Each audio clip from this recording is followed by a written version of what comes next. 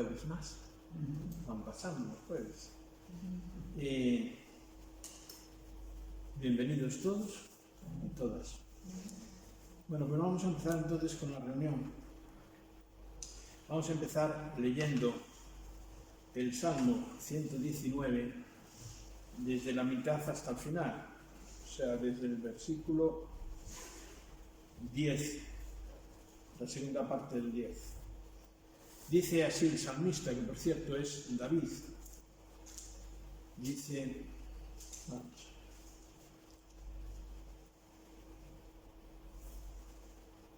los juicios de Jehová son verdad, todos justos. Deseables son más que el oro y más que mucho oro afinado, y dulces más que la miel, que la que destina al panal. Tu siervo es además amonestado con ellos. Y en guardarlos hay grande galardón. ¿Quién podrá entender sus propios errores? Líbrame de los que me son ocultos. Seguimos. Preserva también a tu siervo de las soberbias, que no se enseñorían de mí. Entonces seré íntegro y estaré limpio de gran rebelión. Sean gratos los dichos de mi boca y la meditación de mi corazón delante de ti, oh Jehová, roca mío y redentor mío. Es un salmo, para mi entender, bueno, iba a decir muy interesante. Es que todos los salmos, toda la palabra de Dios realmente es interesante. No hay desperdicio en ella, en absoluto. Todo es muy bueno para nosotros. Después de haber leído este texto, hombre, es un texto que si tuviéramos tiempo lo analizaríamos y veríamos muchas enseñanzas en él. Pero quiero solo destacar 4 puntos para comenzar la reunión. Primero, las afirmaciones que contiene este texto, aunque son interesantes, y si tuviéramos tiempo las analizaríamos, como dije antes, hoy nos vamos a conformar con asimilar lo que nos van a decir en la reunión, lo que vamos a oír en la reunión. Porque intentar o conseguir cumplir la palabra o las enseñanzas que nos den hoy es un reto.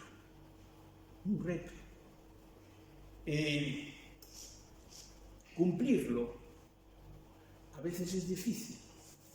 Oír las enseñanzas las oímos muy bien, decimos amén, amén, pero después cuando llegamos a casa hay que ponerlas en práctica.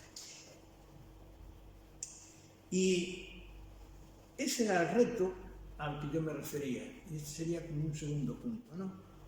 Escuchar con atención la palabra que vamos a oír hoy. A fin de que esa palabra, lo mismo que al salmista, nos transforma en nuestro interior. Mirad, dice el versículo 11 y 12, vuelvo a repetirlo. Tu siervo es además amonestado con ellos. En guardarlos hay grande galardón. Se está refiriendo a los mandamientos del Señor. ¿Quién podrá entender sus propios errores? Líbrame de los que me son ocultos. ¿Qué está diciendo el salmista? Yo tengo errores. Y tú y yo también. ¿Quién nos va a librar de esos errores? ¿Quién nos los va a mostrar? La palabra es indudable. Esa palabra que oímos todos los días aquí, esa es la que nos va a ayudar a ir cambiando nuestro interior.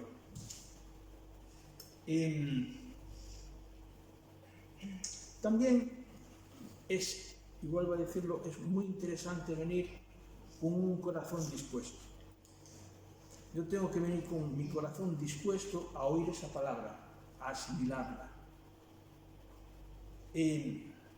Puede ser, como ya tengo dicho, que algunas cosas, pues digamos, pues son las de siempre, las hemos oído muchas veces, ¿no? Pero hay muchas que no. Hay muchas enseñanzas que nos van a venir nuevas, u otras que las vamos a recordar. Y aquí también el salmista vuelve a decir, dice, en el Salmo 119, 105b, dice, pues yo guardaré los mandamientos del Señor. Esa es la voluntad que tiene que haber en nuestro corazón. Yo guardaré los mandamientos de mi Dios. Y finalmente, ya como final de esta reflexión, yo diría que sería bueno para nosotros que asistamos y dispongamos nuestro corazón, como estaba diciendo, nuestro corazón a esperar la suave voz del Espíritu Santo. Esa voz que no chilla, esa voz que te habla ahí al corazón y te dice, esto. Así que hasta aquí la reflexión. Vamos a orar.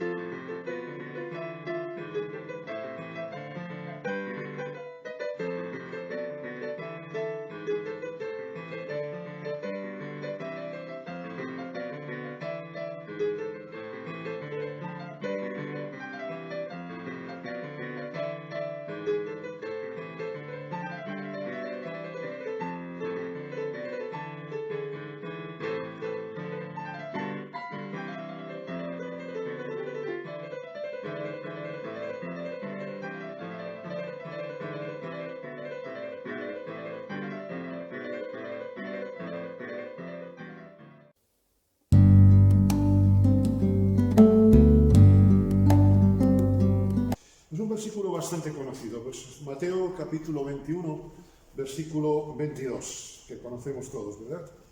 Mateo 21, 22. Espera, porque no... Sí. Y todo lo que pidiereis en oración, creyendo, lo recibiréis. Y todo lo que pidiereis en oración, creyendo, lo recibiréis. Creo que muchas veces usamos este texto mal. Permitidme empezar un poco negativo. Porque a veces lo usamos para convencernos o tratar de convencer a otros de que todo está a nuestro alcance. Tú pides, orad, creyendo, y lo recibirás. Pero me temo que a veces pedimos sin tener en cuenta algunas cosas, como hay que pedir. Pedís y no recibís, es decir. Entonces aquí dice el apóstol, ¿verdad? Pedís y no recibís. Y si Jesús dice que todo lo voy a recibir, aquí hay algo que no me cuadra. Y no es una cuestión de la palabra. Por supuesto que no dudamos de las palabras de Jesús, pero sí que podemos sacarlas de su contexto. Jesús las dice en un momento de tristeza, ¿verdad? Jesús las dice cuando entra allí y ora sobre Jerusalén en aquella entrada triunfal. Todos querían un hosana, sálvanos ahora. Es decir, sin la cruz, para Jesús hubiera sido muy fácil salvarnos ahora, pero tú y yo no estaríamos salvos. Tenían un concepto equivocado. Permítase, a veces nosotros también decimos, Señor, sálvanos ahora, porque queremos evitar sufrimiento. Y el triunfo de Jesús viene dado por la cruz. La derrota, humanamente hablando de la cruz, es el triunfo que Cristo tiene. Jesús dice estas palabras, repito, en medio de ese discurso, de ese llanto, de esa tristeza, y no las dice en medio de un discurso, ni tampoco los dice en medio de una parábola sobre la oración. Jesús puso varias parábolas sobre la oración, pero en ninguna de ellas nos dice esto. Jesús las dice, si os fijáis en los versículos anteriores, justo después de secar una higuera sin fruto. Y los discípulos quedan, versículo 20 es elocuente, maravillados, con la boquita abierta, que diríamos. La higuera era el árbol nacional de Israel, y al secarla Jesús les está haciendo recordar que ellos no están dando fruto. Juan capítulo 1, a lo suyo vino y los suyos no le recibieron. Esta es la higuera, aquí lo vemos. Cuando Jesús dijo, pedid y se os dará, lo dice en medio del contexto de nuestra valoración hacia los demás, los versículos siguientes. ¿Con qué autoridad hace esas cosas? Y cuando Jesús habla de cómo relacionarse con los demás, en los versículos, la parábola de los dos hijos, la autoridad de Jesús. Y lo dice en el sentido de nuestra entrega hacia los demás. Es decir, que cuando yo oro, todo lo que pidierais en oración creyendo lo recibiréis, tengo que tener en cuenta que no es para pedir lo que yo quiero, sino en medio de ese contexto. Pedir para que haya fruto en mi vida, pedir en mi relación con los demás. Porque si mi vida con Cristo es solamente en un sentido vertical con Él y no horizontal a los demás, dice 1 de Juan, el tal es mentiroso. Si alguno dice que ama a Dios y aborrece a su hermano, ese es un mentiroso, un embustero. En definitiva, este texto está dicho con un significado espiritual, con peticiones espirituales, no con peticiones materiales. Y no es que esté mal pedir cosas materiales a Dios, pero no significa que todo lo material me lo va a dar Dios. Tengo que pedir conforme a su voluntad. La oración del Padre Nuestro empieza precisamente así: tu voluntad sea hecha en los cielos. Es que si no es así, mal vamos, ¿no? La expresión de Jesús, todo lo que pidiereis en oración creyendo lo recibiréis, se relaciona directamente con una petición de ver la gloria de Dios, no de ver mi bolsillo lleno. La expresión de Jesús se enfoca en un sentido de cómo puedo yo reflejar la gloria de Dios. Ese es el sentido de la expresión. ¿Cómo puedo yo reflejar la gloria de Dios en mi relación con los demás? Con los que me caen bien, con los que no me caen bien, con los que no puedo ver ni en pintura. ¿Cómo puedo yo reflejar a Dios en mi diario vivir? En definitiva, la perspectiva de Dios y la perspectiva nuestra cambia. Y hoy simplemente tenemos unos minutos, tampoco quiero ser largo. Quiero ver una cosa que Dios quiere que yo pida. Cosas que Dios quiere que yo pida. Y si os fijáis en el dibujo, lo he cambiado de perspectiva. Antes lo he puesto, tenía una forma hacia la derecha, hacia la izquierda, a la izquierda. Porque creo que este es el cambio que tiene que haber en nosotros. No es solamente mi perspectiva, sino qué es lo que Dios quiere que yo pida. Hoy vamos a ver otro día, si nos permite, iremos viendo algunas más. Os llevo a 2 de Pedro, capítulo 3 y versículo 9. 2 de Pedro, capítulo 3 y versículo 9. El Señor no retarda su promesa, aunque algunos la tienen por tardanza, sino que es paciente con nosotros. Yo no sé con vosotros, conmigo Dios tiene kilos de paciencia. ¿O no? Me gusta mucho esta expresión. Él no retarda, sino es paciente. Dios no fue paciente, Dios no será paciente, Dios está siendo paciente. Y esto es una cuestión continua, ¿entendéis? No queriendo que ninguno perezca, sino que todos procedan al arrepentimiento. Y gracias a Dios, los que estamos en esta sala, podemos decir que esta parte última del texto la hemos visto en nuestra vida, hemos procedido al arrepentimiento. Pero Dios no solamente quiere que tú y yo le conozcamos. Dios quiere que todos, o dicho de otra forma, ninguno perezca, que todos procedan al arrepentimiento. Así que lo primero que Dios quiere que yo pida es salvación para los que no creen. Dios quiere que yo pida salvación para los que no creen. Y con nuestro texto de Mateo 21, ¿verdad? Es evidente que esta oración, eso dice Dios, todo lo que pidiereis en oración, creyendo, lo recibiréis. Pido salvación para los que no creen. Queridos hermanos, a veces tenemos un concepto muy genérico. Decíamos antes en los temas de oración que Dios nos conoce a cada uno. Y en el Salmo que nos leía Antonio al principio, Salmo 19, decía, líbrame de los errores, que me son ocultos. Un error que solemos tener es precisamente orar genéricamente por los perdidos y no específicamente. ¿Quién de nosotros no tiene en su familia personas que no conocen a Cristo? Mira si tienes motivos de oración. No importa que la familia sea larga, sea corta. Tienes. ¿Quién de nosotros no tiene amigos, conocidos, quizá compañeros o excompañeros de trabajo, que no conocen a Cristo? Yo creo que si cada uno de nosotros nos pusiéramos con una lista de compañeros que tenemos o hemos tenido en el trabajo para orar, ya nos llevaría horas al día.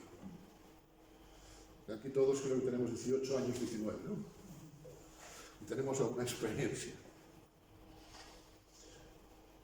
El deseo de Dios es que todos crean en Él y confiesen sus pecados. Hay un concepto a veces en personas que no conocen a Dios que dicen, yo creo mucho en Dios, pero confesar tus pecados, no, decía, no, yo no soy pecador. No es una cuestión de creer, de tener una ilusión en Dios, sino ser transformados. Y a este respecto, no me sustraigo de recordar Juan 3:16, para que todo aquel que cree no se pierda, sino que tenga vida eterna. El deseo de Dios es tan grande que da oportunidad a cada ser humano para que crea en Él. Dios no es que le guste que las personas crean, Dios quiere que las personas crean, que es mucho más.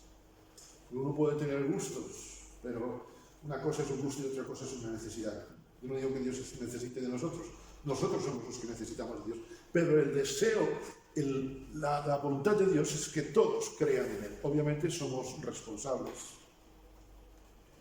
Creer en Él. El mensaje de Jesús, queridos hermanos, no es un mensaje motivacional. El mensaje de Jesús es un mensaje transformador. Yo espero que la palabra sea esto en nosotros, que la predicación en nosotros en esta noche sea así, transformadora. El arrepentimiento es transformación. La motivación es solamente ser mejores personas. Dios no me salvó para que yo sea mejor persona. Dios me salvó para transformarme. Dios no quiere que ninguno se pierda, sino que todos procedan al arrepentimiento. Eso es transformación.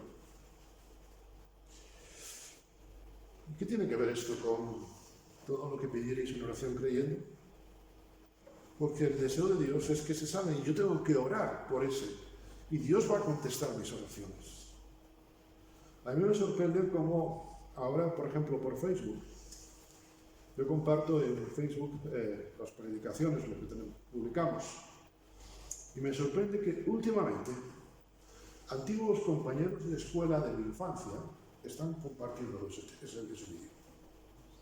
A mí me sorprende. Y yo recuerdo, estoy pensando en dos especialmente, que con ellos hablé del Evangelio cuando yo era un crío.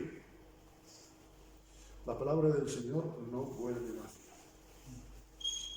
Y es interesante pensar en esto. Que Dios nos llama para que tú y yo seamos modelo para otros. En la gran comisión, no vamos a leerlo, pero en Mateo 28:20 recordamos que Jesús no dice id y motivadle a la gente, sino que ni siquiera dice predicadle a la gente, sino dice haced ¿qué? Discípulos. Hoy a mí me hubiera sido más fácil si este versículo hubiera dicho predícale a la gente. ¿Sabes por qué? Porque yo llego, le suelto, permíteme la expresión, el rollo, lo digo con todo respeto, y se acabó. Pero Jesús no me dice que yo le largue un discurso. A veces hemos confundido testimonio con dar un discurso. Testimonio es hacer discípulos. ¿Y sabéis lo que es hacer un discípulo? Es vivir una vida de vasos comunicantes, es hacer amistad. Es hacer que mi vida sea un modelo. Como tantas veces digo, Dios no me pide perfección, Dios me pide consagración. Y la cuestión está en, a veces nos preocupamos, le he predicado a tantas personas, pero ¿a cuántas personas le he dado ejemplo? Porque eso es hacer discípulos. Cuando yo hablo, soy ejemplo para otros, estoy haciendo discipulado. Por eso necesitamos también discipulado de parte de Dios. Jesús no dijo que hiciésemos alumnos. Eso es un maestro. Jesús dijo que hiciésemos discípulos. Eso es un enseñador. ¿Recordáis? Jesús les enseñaba como quien tiene autoridad. La gente estaba harta. La autoridad venía por el ejemplo de Jesús. Así Jesús puede decir, aprended de mí, que soy manso y humilde. Jesús no quiere que hagamos fans. Es más, Jesús no quiere que hagamos números. No se trata de engordar nuestras iglesias. Se trata de hacer crecer el reino de Dios. Jesús no nos dijo que llevásemos a los demás a la reunión, sino que les llevásemos a sus pies. Porque cuando yo llevo a alguien a los pies de Cristo, el Señor me lo manda a la reunión. Y no estoy diciendo que no invitemos. Oye, ojalá pudiésemos invitar a más personas. Pero el fin último no es que una persona venga a la reunión, el fin último es que conozca a Cristo. Porque puede ser una persona que venga a todas las reuniones, pero no haya conocido a Cristo. En mi vida he conocido dos casos de dos personas, una vez he comentado de uno, que estuvo yendo a la iglesia a unos 40 años. Cuando murió la mujer, marcharon las hijas, desapareció de la iglesia.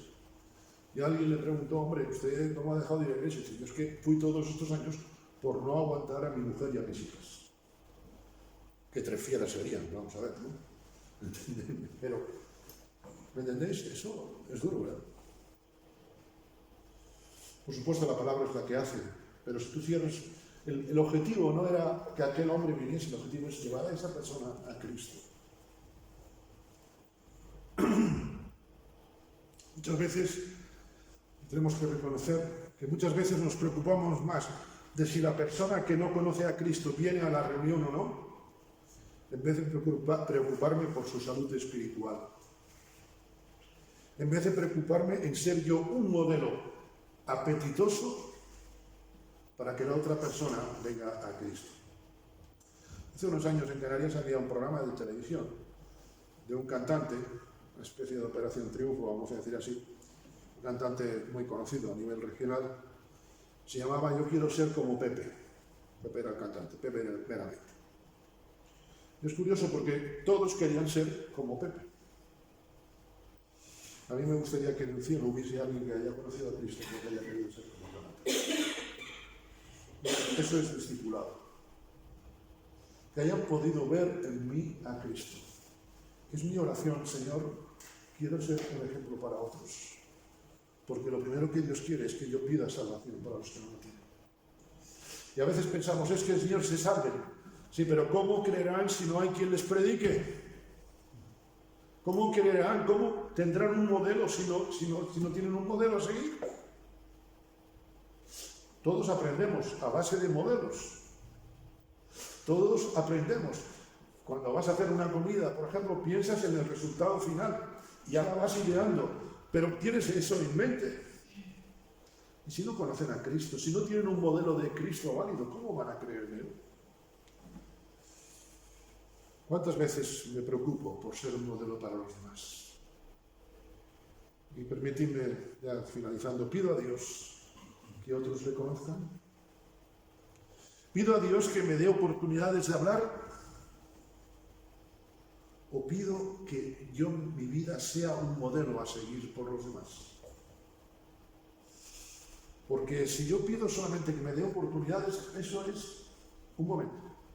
Pero si pido a Dios que sea un modelo para otro, para mi esposo, para mi esposa, para mis hijos, para mis nietos, para quien sea, eso es toda la vida, eso es discipulado. Orar por salvación a otros es pedir que la gloria de Dios se manifieste en mi vida. A veces pensamos que la gloria de Dios se manifiesta en nuestra vida. ¿Sabes cómo se va a manifestar la gloria de Dios en nuestra vida? Llevando a otros a Cristo, intercediendo por otros. Decía antes, mi nivel de bendiciones no se puede medir en euros, sino en personas rendidas a Cristo, enamoradas de Él. La oración del cristiano es respondida. La oración del cristiano tiene sentido cuando intercede por los perdidos, cuando pide a Dios ser guía para los perdidos. Ahí es cuando mi vida tiene sentido.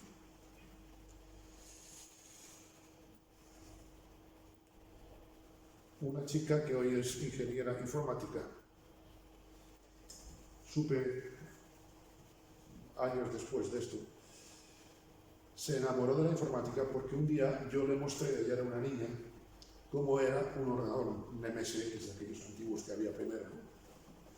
Y ella comentó con alguien, yo no he vuelto a ver a esta niña, que es una mujer ya hoy, y ella siempre dice, yo me enamoré de la informática por lo que Bernat un día me mostró con la pasión aquella.